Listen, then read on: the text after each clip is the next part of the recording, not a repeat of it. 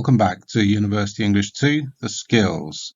Today it's Unit 4, entitled Pen Pals, otherwise known as Writing Texts, Emails and Letters.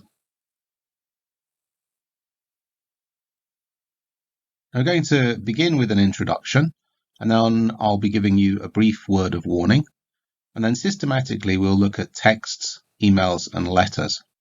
For texts, we'll start with emoticons and emoji, and then we'll look at acronyms and internet jargon. Then we'll move on to emails, looking at the reasons for writing emails, the functions within emails themselves, and then parts of an email specifically, the salutation, the body, and the complementary close. And then we'll have a look at some examples. For letters, we'll also look at reasons why you would send letters, and then we'll look at parts of the letter, including the heading, the salutation, the body, and the complementary close, and then we'll follow with an example. We'll end up with a summary.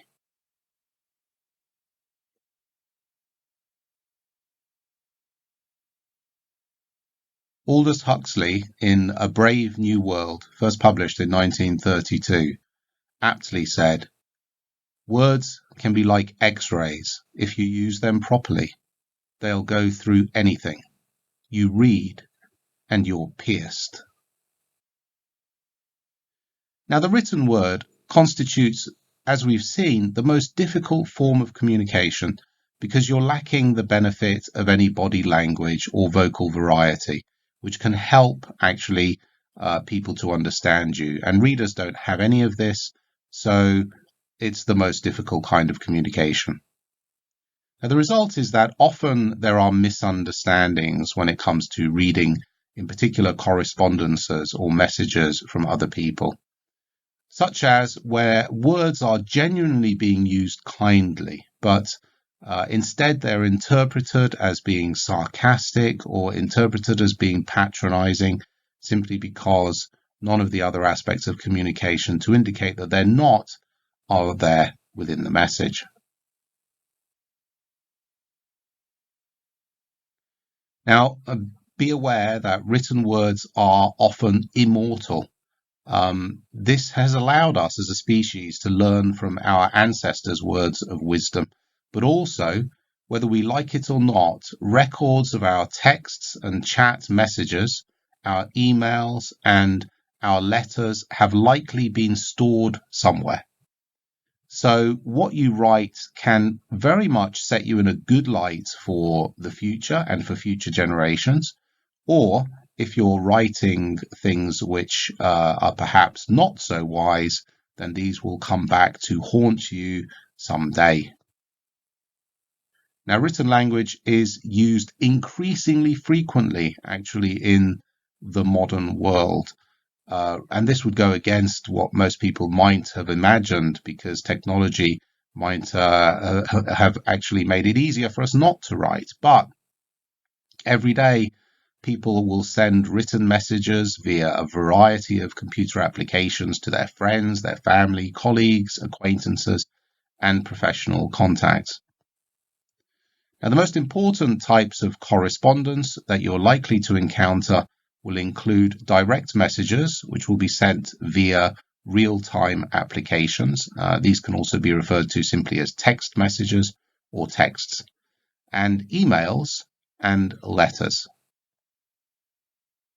Now, the ability to work successfully with these tools and to understand when they should be used and how they should be used are really essential skills for your success in your personal and professional life.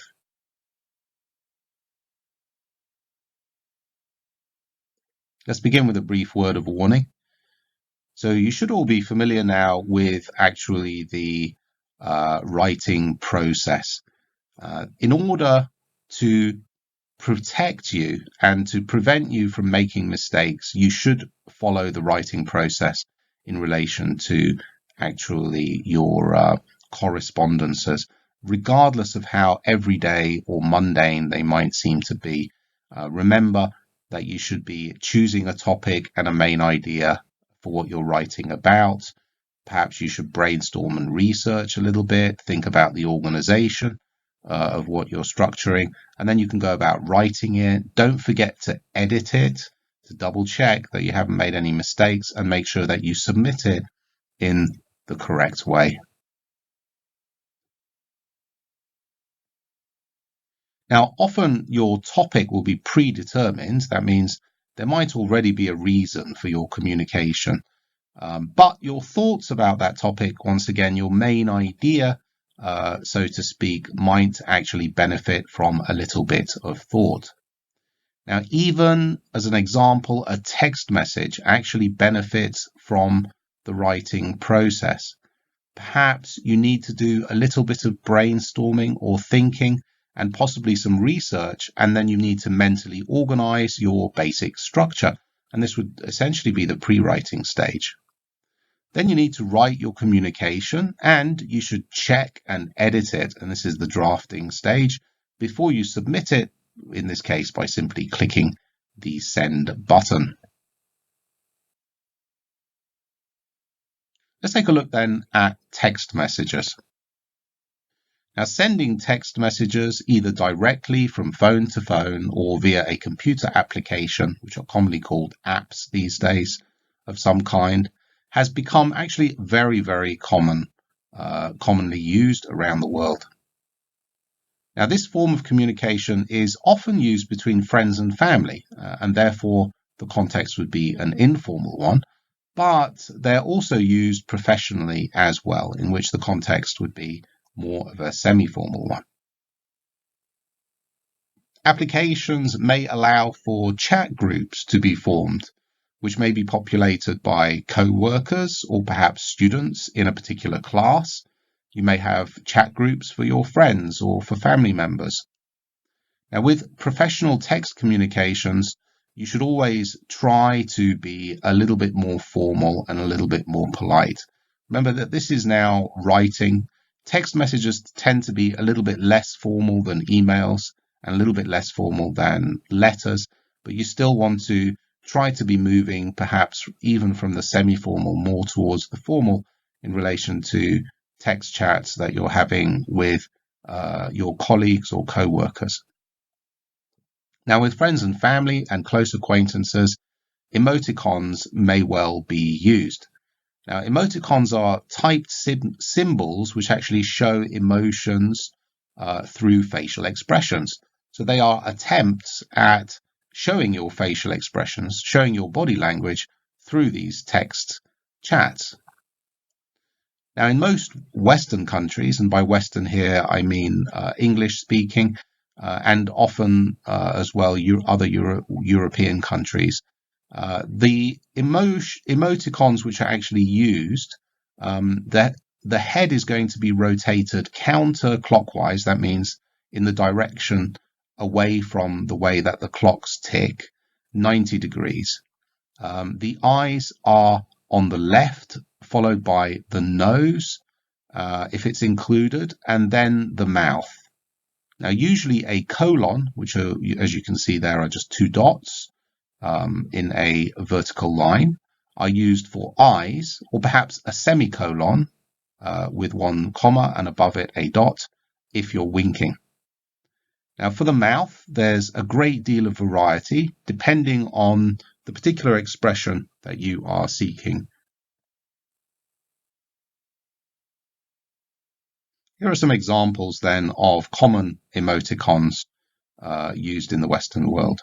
So there you can see an angry face. That would be your brow furrowed, followed by your eyes, and then an unhappy smile.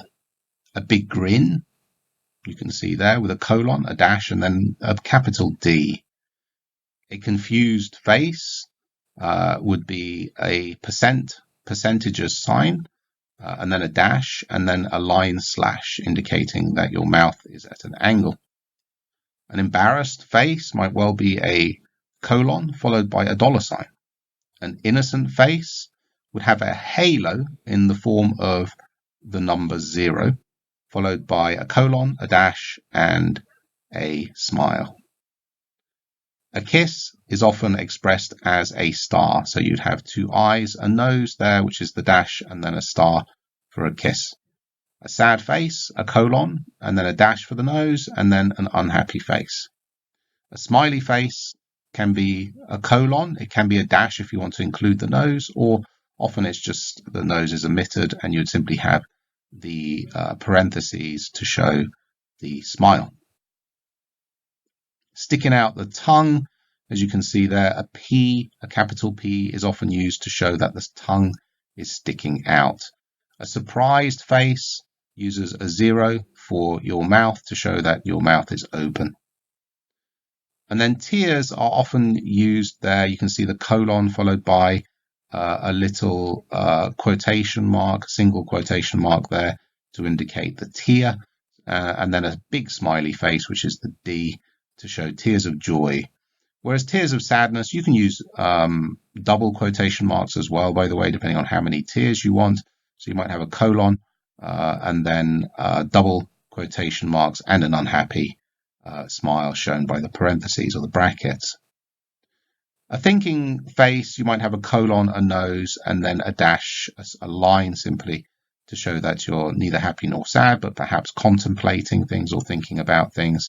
And you can see a wink there, which would be a semicolon, the nose, and then a smile.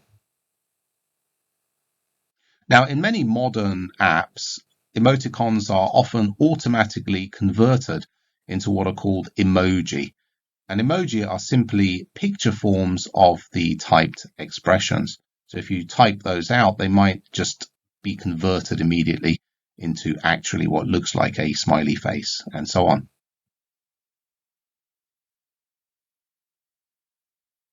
Now, many internet slang terms have actually developed over the years to save on the number of keystrokes that we use, and these are commonly used when typing communications.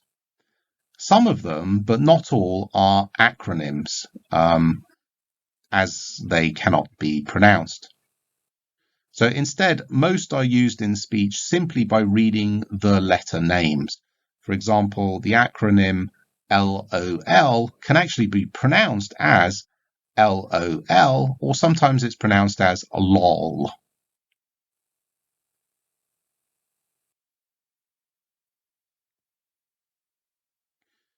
Now, as you can see, acronyms are simply letters taking the place of fuller words. So here are some examples of some of these acronyms and what they actually mean. Often they can be written in uppercase or capital letters in addition to lowercase or small case letters. So whichever way you want to do it, the meaning would be the same.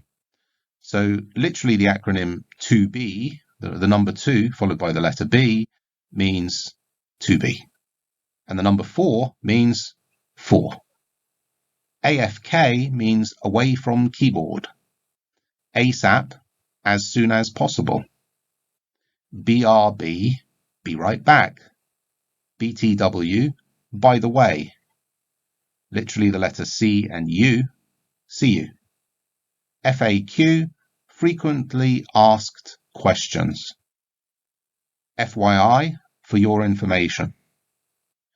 GG, commonly used in the gaming world, means good game. GJ, good job. IMO, in my opinion. K, okay. Now, the letter L followed by the number 8 and R often used to say later, meaning see you later. LMAO means laugh my, and excuse my language, ass off. LOL, laugh out loud, so you're laughing. NM, never mind. NP, no problem. OMG, oh my gosh, or some kind of deity, oh my deity, God. PLZ, please. The letter R, R. ROFL, roll on the floor, laughing. TBH, to be honest. And simply the letter U can mean you. Woot is an expression of joy, an interjection, hooray, for example. And W8, wait. And these are just some examples. There are many more.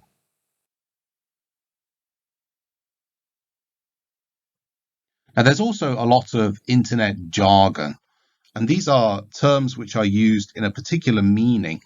And you might often encounter these on the internet in general, or they might be used in messaging apps or through social media. So, for example, the verb form to flame means to write angry, hostile, or abusive messages. And a person who does it is a flamer.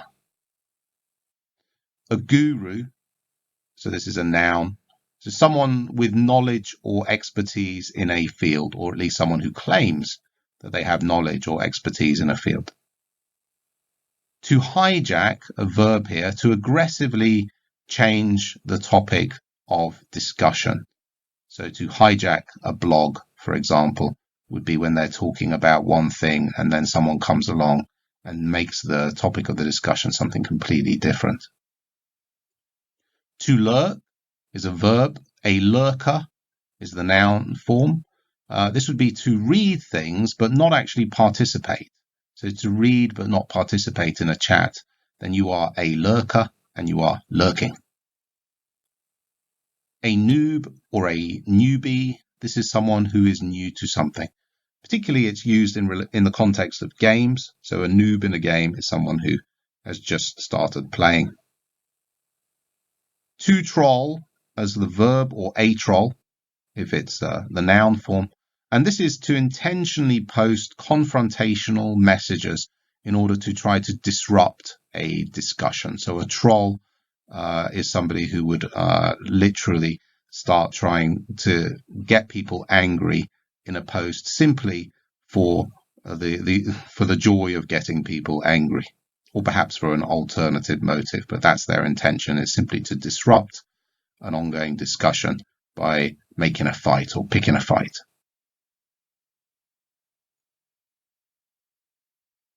Let's move on to emails. Now, email is another frequently used form of communication for friends and family. More importantly, though, it's extremely commonly used in the professional world and in the academic world. So, for example, if you are at university, emailing your professors would be the most common kind of written communication that you'll engage in outside of class. And at work, emails are really a standard for written work communication. So emails are extremely important. Now, of course, there are newer methods of communication which we might use as well. We might use texting apps in addition to using emails, but emails are still used primarily because past emails are easily stored and easily accessible, and you can send them to a wide number of people, not necessarily in a group, and they can be sent with attachments. That means you can include files which will then be there for a very, very long time. Whereas with computer applications, often if you send a file, it will expire after a certain time, meaning you can no longer download it after a certain time. And if you close the chat, you would lose the record of the chat in many instances, unless you've backed it up. But with emails, it's always there. And that's why these have remained actually in use in the working world. Now, there's a great difference in the formality of language which will be used depending on the person you're sending an email to. So emoticons, emoji, internet slang, and jargon, you can happily use these with friends and family, informal communication, but these are not actually appropriate for professional emails. So don't be sticking emoticons and emoji in your emails to your professors or your work emails. Now, regardless of the receiver, though, there is actually very little difference in the general form of emails themselves. And there are several common reasons why we actually go about sending emails. So let's take a look at the common reasons for sending emails. So the first is to inform, to provide any variety really of different kinds of information to people. Also, they're used to request, to ask for something to be done or something to be provided to you. They might be used to offer an invitation, to invite somebody, or a group even, to attend an event or join in. They're also very commonly used to remind people of things, to help people recall actions that they need to take or deadlines which are coming up. To touch base as well, which means to simply keep in contact with people, to say hello from time to time in order to try to maintain your relationships with these people. And they're also used to thank people, to show gratitude for something which has been said or something which has been done. And then finally, you can reply, of course, to any of these reasons. So somebody sends you an email for information, you can reply to that email to continue a discussion with them. Now, there are many email service providers, Gmail, for example, Naver, and so on. Each country has its own popular email service providers, but they all have similar functionality and similar terminology in the way that the email would be set up and shown to you. So let's take a look then at what an email's main functions are. In particular, all emails will have a section for direct receivers. And in the example underneath, you can see to is where the direct receivers would be. CC is where CC'd receivers would be. And BCC is for BCC receivers. And all emails will also have a subject line. Right? So what are all of these parts? Because every single email is going to have these parts. You might not immediately even be aware that they're there or that they exist, but they all have them.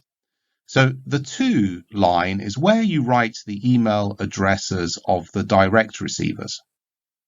By the way, if you're reading an email address, that little round squiggly thing is read as at. So it might be abcd@gmail.com. So the little full stop is read as dot if you're speaking it. Okay, so that's fairly straightforward. You would write the address of the person you're sending the email to, the email address in the to line. So what about CC? Well, CC means carbon copy.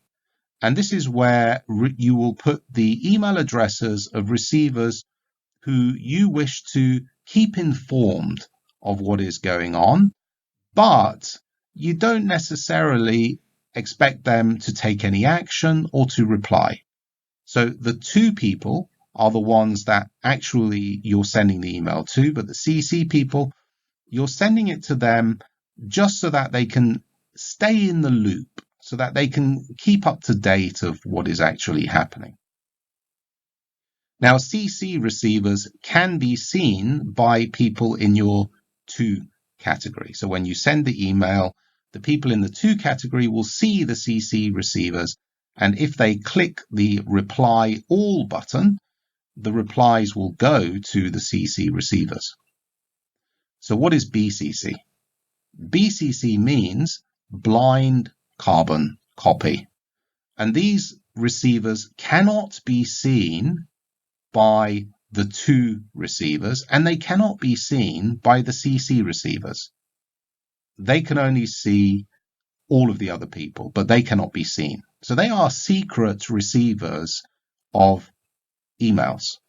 And when the person clicks reply all, so if somebody in the to or CC section clicks reply all, the BCC receivers will not receive actually that reply. So they will just receive the first or the initial reply, the initial email.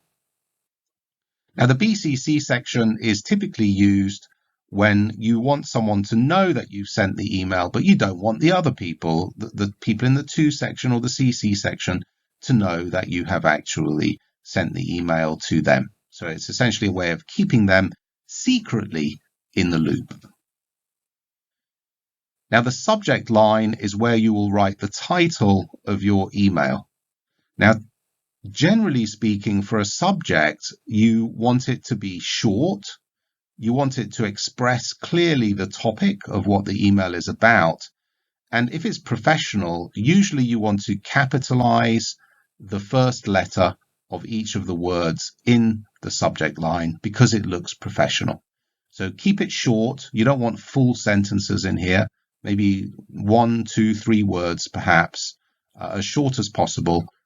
Capitalize the first words of the first letters of your words to make it look professional. And then you will write the email itself, the content of the email itself. So let's talk about the content of the email itself. Now, for the email, you want to start with a salutation. Now, a salutation is a greeting, quite simply, and all emails should have a salutation. Now, some people just use the name of the receiver alone as a salutation, and I would note that this can appear to be actually quite rude when you're just simply stating a name. Or it can be interpreted as an attempt to demonstrate authority or superiority over the person the email is being sent to. So the receiver's name alone should never really be the form of a salutation. To put it another way, if somebody comes up to you and doesn't say hello, and they just say your name, let's imagine your name is Bob, and then start ordering you around, you wouldn't interpret that as being very nice. So someone comes to you and says, Bob, I need you to do the laundry for me. Well, it's not going to sound very nice.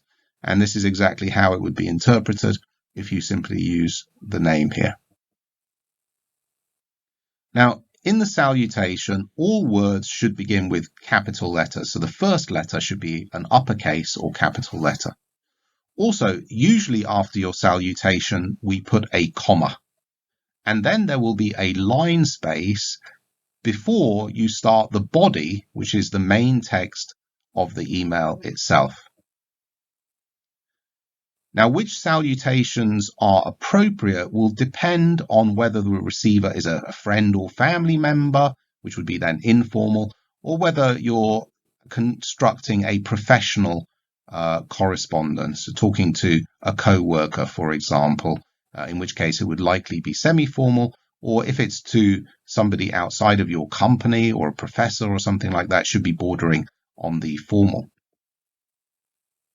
Note, though, that more formal greetings can still be used with friends and family, as these are simply expressions of respect and politeness. For example, if you start your email with a salutation to your father saying, "Dear Dad," this is actually perfectly acceptable, even though dear is actually quite a polite salutation. But again, being more polite to people is always better than being less polite.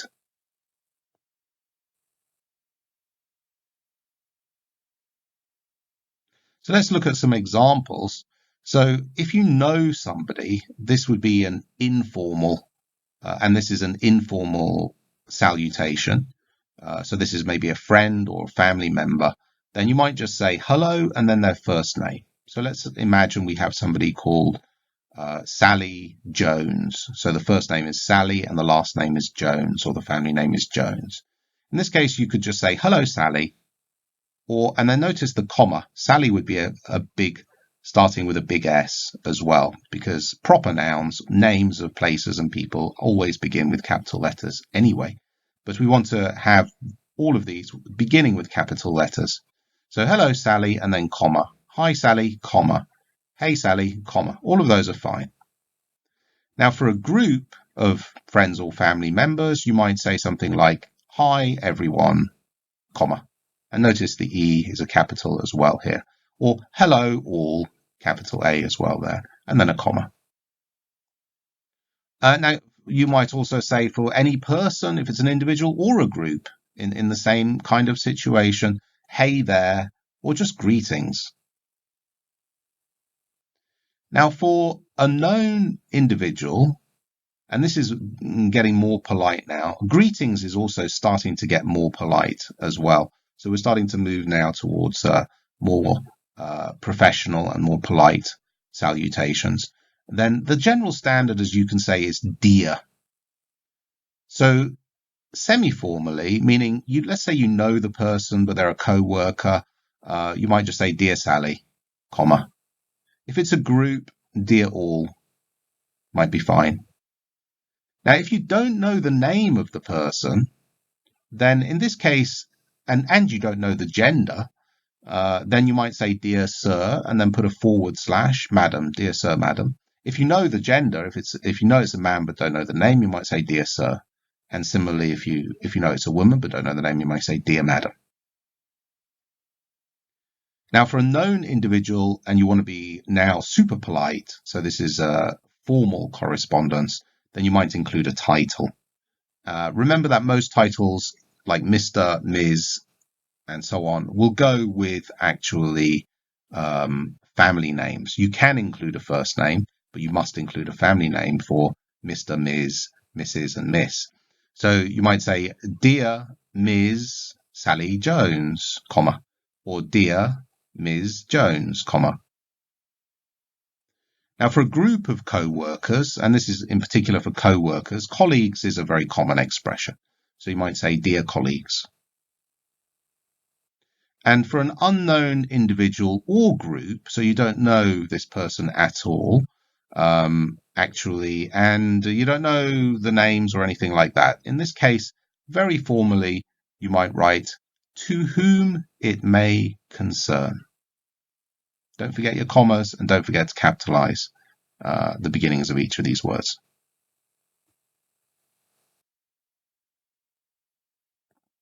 Now, for the body, which is essentially the main text of your emails, the message that you want to convey, use a single line space between your paragraphs.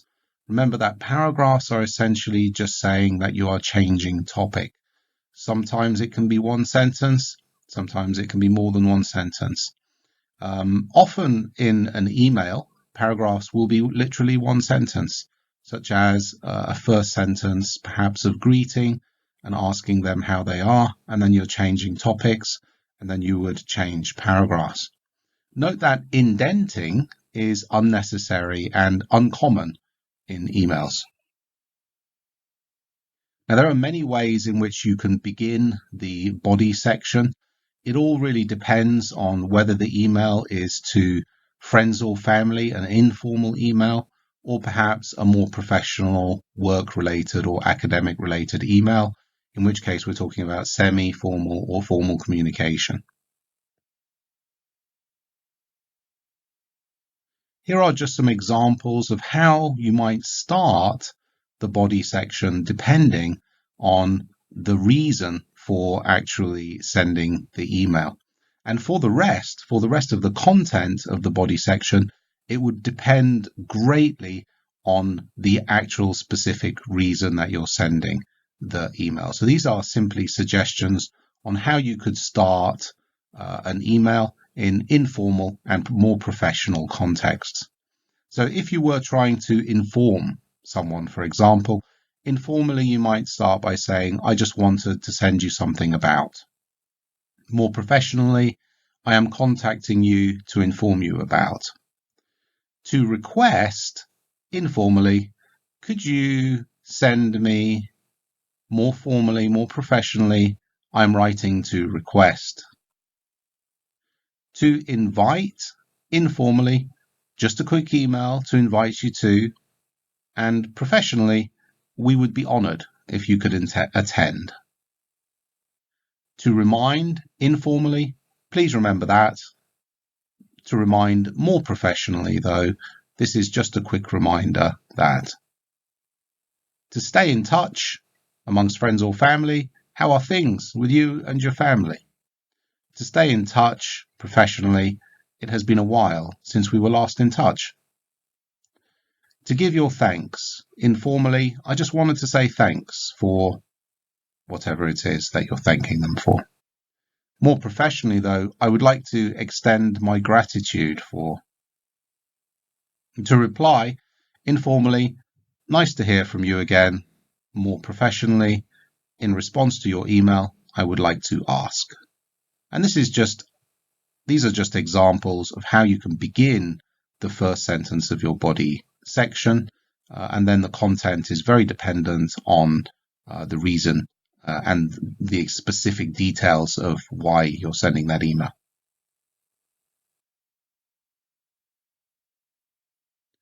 Now, following your initial sentence, informal emails may have only a little content, or they may have a lot of content. And this depends on what you, or as the writer, wish to actually say, how close the relationship is with the person you're sending the email to, and perhaps how long it's been since the last time you were in touch with each other, since your last correspondence. Now, because informal emails are between friends and family, in these cases, it's likely that the reader is going to take the time to read the entire email, simply because they are interested in knowing what's going on with the people that they care about. So if you're sending an email to your mother, for sure, your mother's going to read the very long email that you send. So a longer email here could well be very much appreciated by the reader. However, for more professional, for semi-formal or formal emails, typically we use an inverted pyramid style of writing. And the reason for this is quite simple. Research has shown, research by Weinrich and others in 2008, showed that when people promised to actually read an article that they were given, actually, on average, they only read 18% of that article.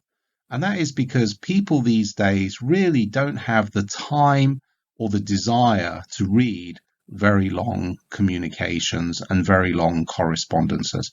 We're all incredibly busy these days, and we have a lot of things to do, and we don't want to read extremely long emails unless it's absolutely necessary.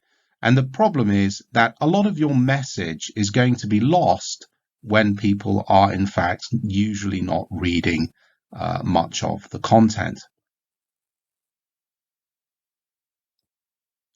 So you need your communications to be short and to the point.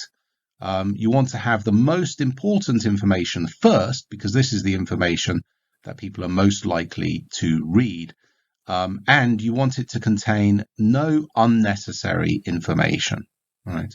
Now, if your written communications are necessarily long, then at the beginning you should provide a summary so that the most important part of your message is in fact conveyed.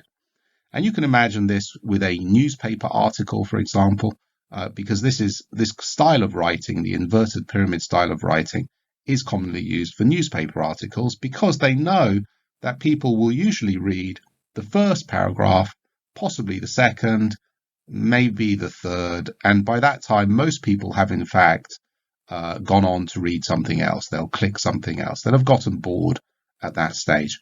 And with your professional communications, your professional correspondences, you want people to get the message, but you also want them not to have wasted too much of their time in the getting of that message. So at the beginning, you should have the most important information or a summary if it's long.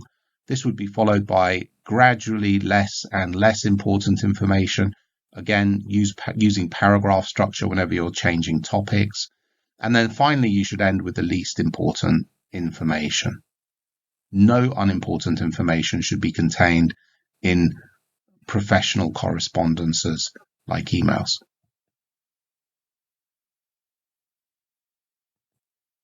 Now, when you've completed the body section, you want to end with a complimentary close. And the complimentary close is your bye-bye, your farewell expression. Now, for the same reasons as with a salutation, you should not end with simply a name. You should end with a compliment, which is why it's called a complimentary close. And this should then be followed by a line space and then your name.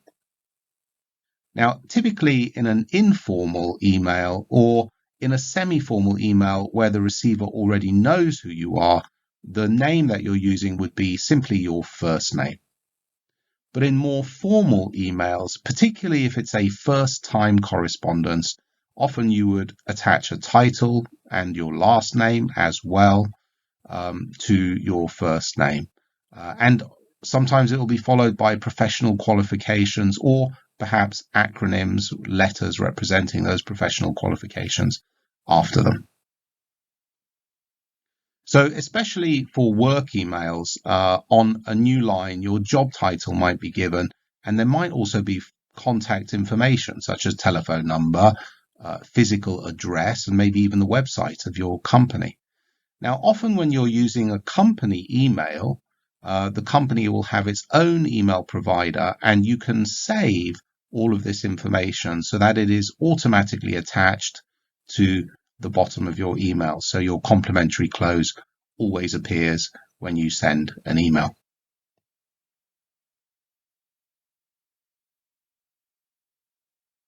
Now, as with your salutations, with complimentary closes, usually you're going to have capital letters, but it's less strict, of course, in informal emails. But in more formal emails, then you want to generally have capital letters for most of the larger words. The comma is optional, so you don't necessarily need to have a comma after your complimentary closes. And for the more formal expressions, yours is going to be optional. So let's take a look at some examples. So for an intimate relationship, this would be a very close family member or a partner. It could be an individual or could be a group. Now, really, we're talking about love relationships here, like you love your parents, you might love your brothers and sisters if you have them, and you might love your partner as well. So unsurprisingly, the most common word to use here involves love. So you could just say love or lots of love, love to everyone. You might even say something like hugs and kisses. Now, with friends, you probably don't want to use the word love.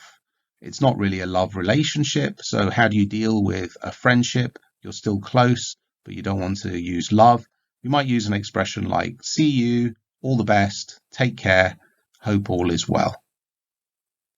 Now, for more professional correspondences, the general standard for work and for university, where you're not trying to be super duper polite, is to use the word regards or various forms of the words the regards. For example, you can just say regards, warm regards, best regards, kind regards, or you can also say best wishes. Now, as a general bit of advice, once you've chosen a complimentary close to use, you should probably stick with it. So if you use kind regards, then continue to always use kind regards, regardless of what actually is in the email itself. And the reason for that is that this complimentary close is simply a way of being polite. And you don't want any interpretation of other messages being taken from your complimentary close, which again is easy in writing to misunderstand people. So for example, if one day you end your email with regards, and then the next day you end your email with warm regards, then the person you're sending the email to might think that you like them more. And then the next day you send an email saying regards again, then the person might think, oh, he doesn't like me or she doesn't like me as much anymore. And you don't want any of these kind of messages to be interpreted from your emails. So pick whichever form of regards you want to use or best wishes and just continue to use it. Now, for very polite, very formal correspondences, yours is optional, but you can put them around these words. So faithfully, you can say yours faithfully, faithfully yours, yours sincerely, sincerely yours, or you can just say sincerely or faithfully, yours truly or just truly, truly yours, yours cordially or just cordially or cordially yours, and the same with respectfully. So you can use all of those if you want to be extremely polite and formal.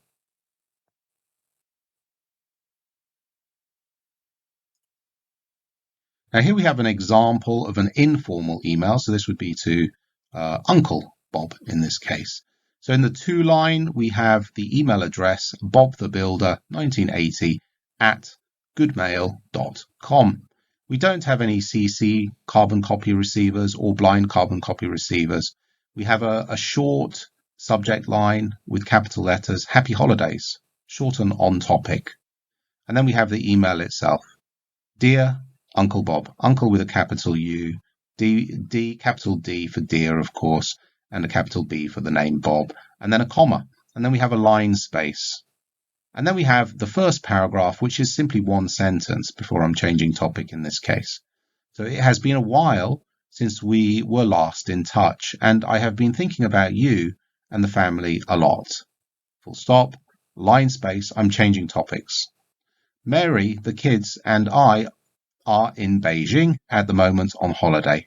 It is a fascinating city and looks so modern. The people are really friendly.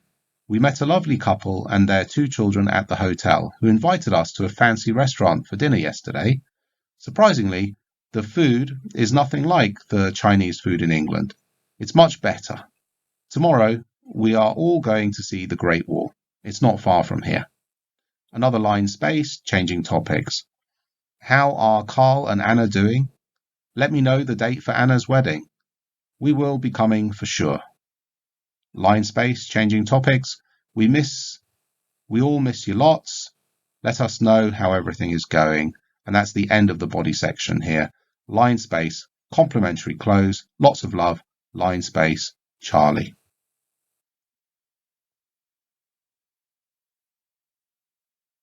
Now here's an example of a semi-formal email. So in the to line, we have Brian Smith 23 at mayfairlaw.co.uk. And we also have a carbon copy receiver who's meant to see this email. And we also intend for Brian Smith to see the email as well. And that would be Janet Goodall at techindustries.co.uk. Re, meaning reply in this case. So they're replying to actually an email that was sent before. And then consultation. So short and simple. Dear Mr. Smith, we're using a title now. We want to be as polite as possible. Family name Smith, comma, line space break. Thank you for agreeing to meet with me at such short notice. Having checked my schedule, I can confirm that I am free this Friday at 10 a.m. If you have any trouble finding our officers, please contact my personal assistant, Janet Goodall. I look forward to meeting you in person. Regards, Robert Johnson. And you can see that there's the information for the company, address, and contact information. Likely the complimentary close, regards, and the rest would have been automatically attached to this work email. Note again the uses of line spaces and paragraphing whenever you're changing topic. Let's move on and take a look at letters. Now, in modern times, letters are typically typed using a word processor such as Microsoft Word of some kind. Though informal letters to friends and family, may well actually still be written by hand because of the personal touch that is being added with a handwritten letter. Now, professional letters are often sent as attachments to emails in portable document format, that's PDF format. So often we will send an email, and as an attachment, we will have a letter as well. Now, much like emails, the basic form of all letters is pretty much the same, regardless of the level of formality. Emailing and sending text are the most common forms of written communication today, and by contrast, sending written letters can seem to be a little bit old-fashioned. However, there are still many occasions when sending a letter is the more appropriate form of communication. In particular, remember that letters do add a personal touch. They make it look like you've gone to that extra bit of effort.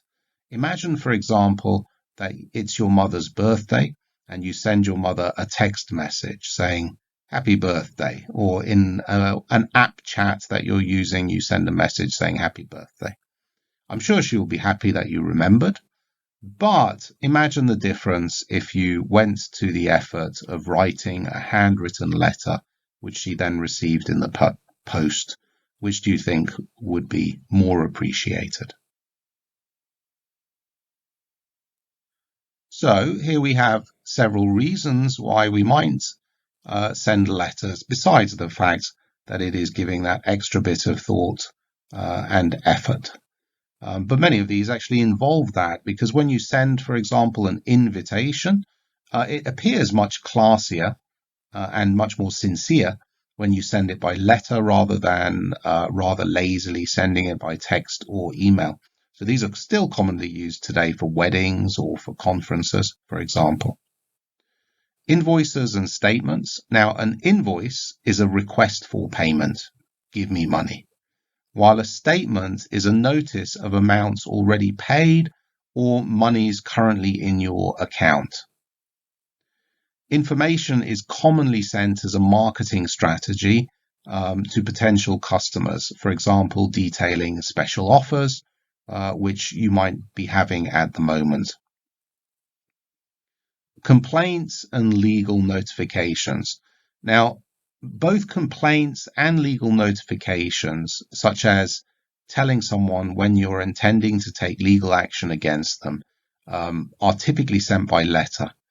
In some jurisdictions, which means some countries or areas where the law applies in that particular area, you have to not only write it by letter, but you have to actually hand deliver it. So you might have seen many movies in the United States, for example, where the law actually requires that you physically deliver the letter to a person in order to serve them notice. So complaints and legal notifications tend to be still written always by letter. Now, cover letters we'll be looking at later on in this book.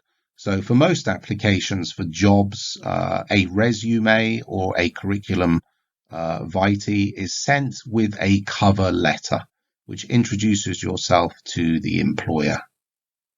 And finally, you might just be writing a postcard. You might have a pen pal, and this would be rather informally in these cases. So a postcard is simply a card where when you go on holiday, that has a picture on one side, and you might say a few words to your friends or family back home to show them that you're thinking of them when you're on holiday. And a pen pal is someone that you're practicing actually a language with, and also getting to know the culture of somebody else, usually somewhere else in the world. And these are still quite common practices.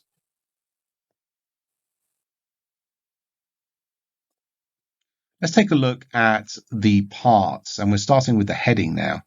So the addresser, OR spelling is usually British English and ER is American English. This is the person who is sending the letter. So if you're writing the letter, you are the addresser. In a formal business letter, the name and the address of the company sending the letter, and perhaps a logo, is usually displayed in a standard format and appears either at the top or bottom of the letter. Now, sometimes the top will contain some of the heading, while the bottom will have additional information. So you can break up the parts of this and put it in various different places. Note that paper might be pre-printed. It might have been printed already by the company, or the addresser's details can be added to a template which the company uses for their letters. Now, if the person writing a letter is not writing it on behalf of a company, then you're going to have to make your own heading in that case, in which case the heading will usually be inserted at the top of a letter. You can place it top left, top middle, or top right of the paper, depending on where you want to place it. Now, the addressee, this is the person you are sending the letter to. Now, while the addressor's details can actually be placed in several different positions, the addressee's details cannot. They should be placed top, mid, left side of the paper. And always remember that letters these days are typically printed on A4 size paper. So we're talking about an A4 size paper here. Top, mid, left side is where you will place the address of the person you're sending the letter to. And the reason for this is that a typical business envelope uses a window, and you can see examples in the picture there, a window so that you don't have to attach labels, additional labels to the envelope. Now, the letter is then folded in a specific way, and you can see actually how that letter would be folded. And then when you place it in the envelope, the address of the name and address of the person you're sending the letter to will happily appear there clearly in that window. So the addressee's address, and this is also so it's not confused with the person actually who is sending the letter. So the receiver's address, the addressee's address, should go top, mid, left side. Now, for the addressor and the addressee, we need to know how to actually structure an address in English. Now, typically you're going to have the name of the person that you're sending the letter to, followed by their job title if it's a professional letter. Maybe the name of the company as well would be included there underneath on separate lines, right? So typically for professional letters. If it was a personal letter you're sending to a relative, for example, or a friend, you might include a title and their name as well, and then you wouldn't include the company because it's not relevant. For the address itself, in English, we typically go from smaller to bigger, to bigger, to bigger, and then the biggest at the end. So, for example, you'll start with a building or office number and the name of the street, and that would be on the first line, and then on separate lines. So it should be, overall, it should be in a block. You will have progressively larger and larger areas, such as the constituency or the district, and then the town or the city, and then finally the province or the region. And this will be then followed by the postcode, also called the zip code. And then lastly, if it's an international letter, you want to include the country. So you're going from smaller to bigger to bigger to bigger. So in the example underneath, you have Mr. John Smith. So you've got the name with a title, and then CEO. So this is his job title, and then the name of the company, Centerville Corporation. And then for the address, we're going to have 305-421 High Apartments. So this is the building number and the office number, and then the name of the building, and then the road it's on, Windmill Road. And then we have the area, which is Southgate, and the postcode is included here as well. N20 space 1BX. So that's the zip code or postcode. And then you have the city, London, and then United Kingdom, the country. So that's how you would have the address structured in English format. Notice that you have different parts on different lines because you want it to be in a block so that it's going to fit into that window, but also because the conventions, the writing conventions dictate that we will typically put our address and our name when we're sending letters into a block style format like this.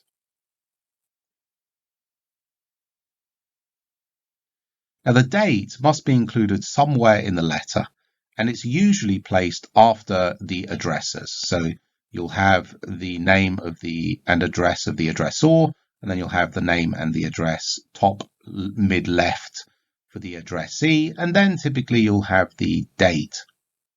Now, numeric formats actually vary from country to country. So sometimes some countries' standard is day, day, month, month, year, year. Other countries' standards is month, month, day, day, year, year. And there can be confusion as to which month and day the letter was actually written on if it's from a different format. So it's best actually to use words and numerals for additional clarity. Months can be shortened to the first 3 letters of the month, and this is quite commonly done. So as an example, if you wanted to write a date which was the 23rd of January 2020, you could write this as 23, and you can include the ordinal suffix at the end, RD, and then January, you can write the month in full, 2020 if you like. You can shorten the month to JAN and have 23rd of January 2022, JAN shortened. Or, and this is a very common format, the last one here that you can see for professional correspondences, you could have the month, January, Jan, and then the date 23, and then a comma, and then 2022. Now, the ordinals can be either in normal script or in superscript, which is small and at the top, if you like. It doesn't really matter how you put the ordinals.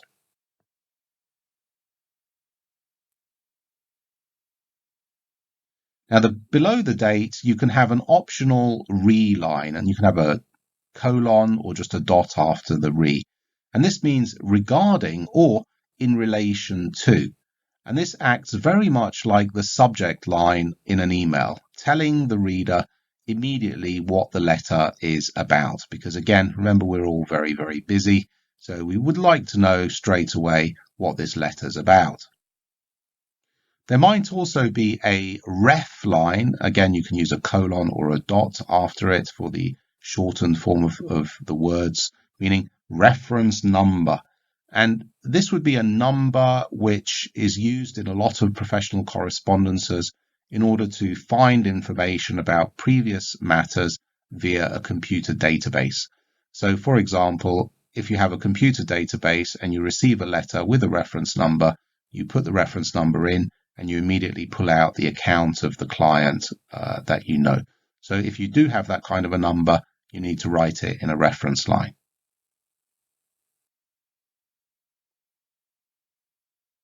Now, for the actual letter itself, all of this was before you actually are going about writing your letter. But for the structure of the letter itself, you want to include a letter salutation. Now, usually letters are considered to be more formal than emails being more formal than text messages. So even with friends or family members, the salutations tend to be more formal, more polite. Otherwise, letters use the same capitalization principles and the same comma and spacing principles that we've already seen in emails. So begin most of your words in your salutation with capital or uppercase letters, and leave a line space after your initial introduction. So it's uncommon in a letter to say, "Hey, Dad." Instead, in a letter, you would definitely say, "Dear Dad." All right. So letters being slightly more formal. So dear, you can see, is a standard now here. For an individual, you might include a title, Dear Miss Sally Smith, or Dear Miss Smith. Remember, you always use the last name if you're using titles like Mr., Ms., Mrs., and Miss. For known individuals, if you've already corresponded with them before, you might well actually you just use the first name, Dear Sally. For an unknown individual, you could use Dear Sir / Madam. And for a group of peers, that means people who are on a similar level to you, then you might say Dear Colleagues, for example, if you are writing to co-workers. Just for a general group, you could say Dear All. For an unknown individual or group, you can simply put to whom it may concern.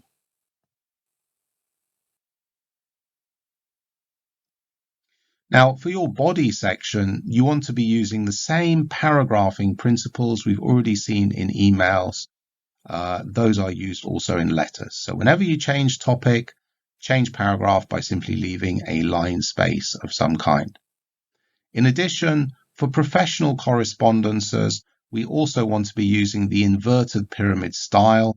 So only the most important information should be at the beginning, followed by less and less important information later on. No unnecessary information for professional correspondences in like letters.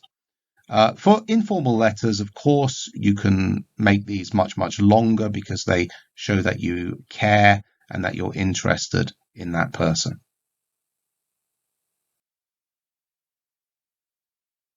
Here are simply some examples for some ways in which you might start a letter. So for invitations, we are pleased to invite you to, or it would be an honor if you could attend. For invoices or statements, please find enclosed our invoice for services conducted last month. Or, I am writing to you today to remind you of your unpaid invoice. For information, we are happy to inform you about. Or, it is with great pleasure that we wish to inform you of. For complaints and legal notifications, I am writing to make a complaint about. Or, I am informing you of my intention to bring an action in the courts for. And then for cover letters, I'm writing regarding your vacancy listed in the New York Times or wherever it is, in relation to your advertisement in the New York Times. For postcards and pen pals, for a postcard, you might simply say, wishing you were all here in wherever it is you are, Tahiti. Or it's been a while since we were last in touch.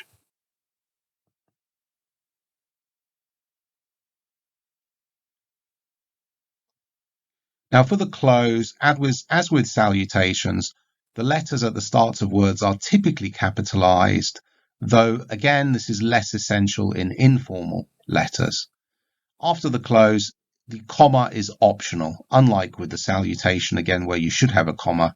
With the close, it's just an optional comma if you want to put it in there. For informal relations, the same closers previously shown for the emails can be used, with some alternatives here being presented as well. So for an intimate relationship, you could say, all my love, much love, eternally yours, love you, missing you. For a friendly relationship, your friend, all the best, see you buddy, stay well. For a semi-formal and formal relationship, now, in these cases, note that the standard for emails was regards or some form of regards or perhaps best wishes. Those were the standard complimentary close for emails. But for letters, these are not used because once again, letters are slightly more formal than emails, and we don't use regards in a letter. Instead, you're going to use faithfully, sincerely, truly, cordially, or respectfully, the more formal words in relation to the complementary closes. Traditionally, by the way, faithfully, and the yours is optional again, is used when you are writing to somebody for the first time. And then the following correspondences you would use sincerely, truly, cordially, or respectfully, whichever one you choose.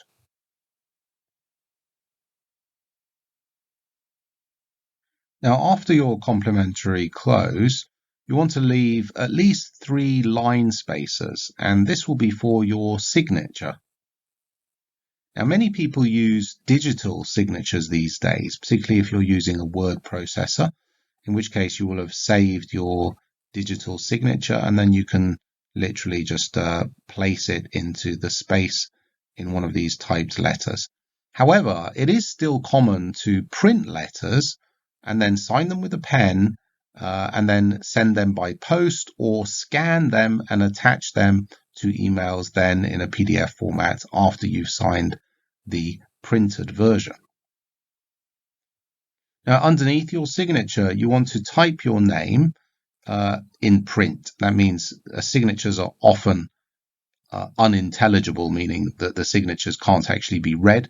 So you want to actually type the name in print after it, and then follow this with any job or professional titles, any contact details like phone numbers or email addresses, and so on, if these have not already been displayed somewhere else in the letter, in the heading section, for example. Now, if you are enclosing any other documents with your letter, you can type ENC, meaning enclosures, and you can put a colon or a full stop after the abbreviation. and then list the documents by the titles of the documents that you are attaching. For example, if you're writing a cover letter, you would enclose your resume or your CV, in which case you would have ENC, and then you'd have resume after it. Let's take a look at an example letter then. So here at the very top, you can see the heading, the start of the heading, and this would be the addresser or the person who is writing this letter. And it starts with Johnson & Johnson Analytics Limited, so the name of the company. Chester House, which is the name of the building. 23 Harrington Road, that's the name of the street. London, the city. N17 9XQ, that's the post or zip code. United Kingdom, the country. So remember, smaller to bigger to bigger to bigger. Notice there's no name of the sender there, and that's because the name is included in the complementary close, as you'll see later. And then in the top mid-left position, we have the addressee. This is the person you are sending this letter to. Remember, this must always go in the same position, this particular part.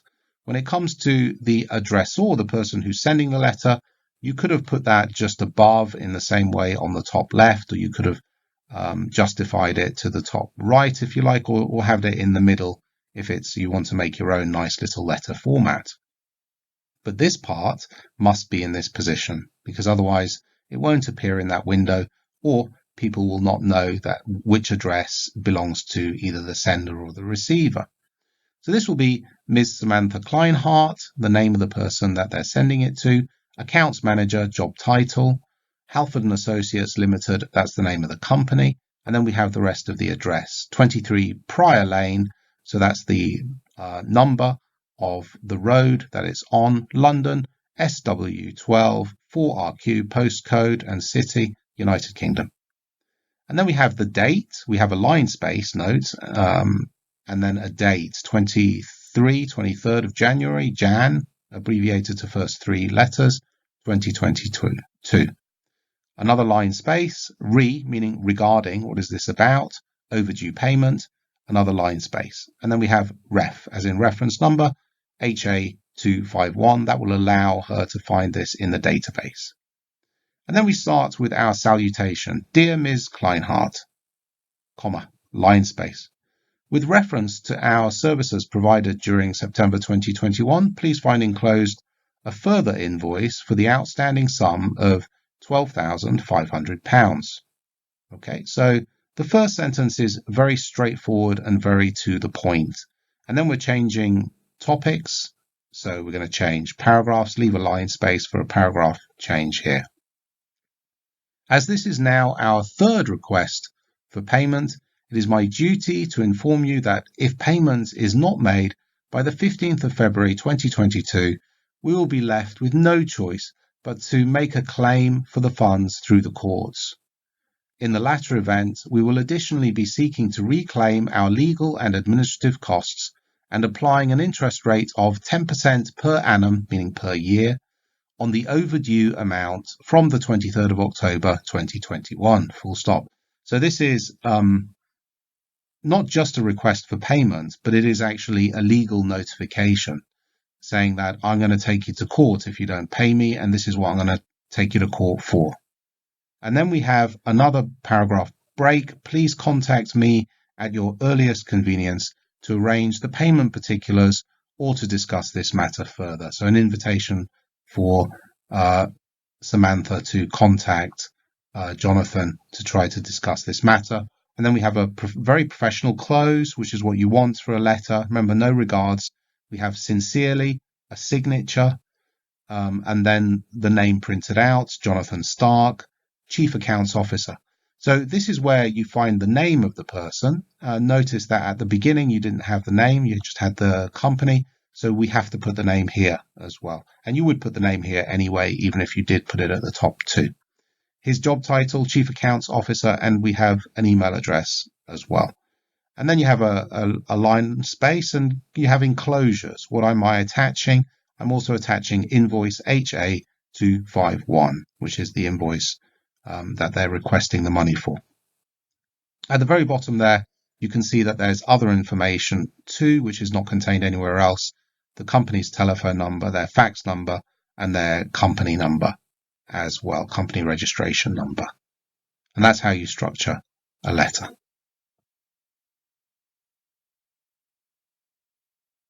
Let's summarize. Despite, or maybe because of, advances in technology, written communication actually remains extremely popular. When writing any form of written communication, make sure that you are applying the writing process. Consider your topic and your main idea, especially your main idea, what you want to say about it. If necessary, you need to do some thinking, some brainstorming, and maybe a bit of research. Decide how you're going to structure your correspondence. So all of the pre-writing before you write, and then go about writing and edit it. Double check it afterwards. Make sure you submit it to the right email address, to the right address if you're writing a letter, or make sure that send button has actually made it be sent. So follow the writing process, and remember that all written communication is likely permanently there. It's going to be there forever. So make sure that you show yourself in a good light. And the most important and most common method of communicating with friends and family these days is through text messages, often through a variety of computer applications which allow us to chat with each other. Emails is actually the most common form of professional communication. So in university or in the workplace, emails will be the standard form of written communication. Letters are still appropriate in certain situations, and often they will simply be attached to emails in a PDF format. Make sure with both letters and emails that you are including appropriate parts. You have appropriate salutations or greetings. You have a good body section with good paragraphing in there, and you include your complimentary closers as well. Letters also require appropriate heading sections with an addressor and an addressee's details in the correct format. They do need a date, they need a signature with a printed name underneath. If you don't have any of these things, particularly if you don't have a correct address or the address is not in the correct format, it's likely your letter's not actually even going to be delivered. So bear that in mind. Optionally, reference, and ENC lines can also be included in letters, meaning regarding, like a subject line for emails, with your reference number for ref and ENC for enclosures, what you're attaching with the letter. And those are professional and personal correspondences in writing these days. Thank you all for your attention.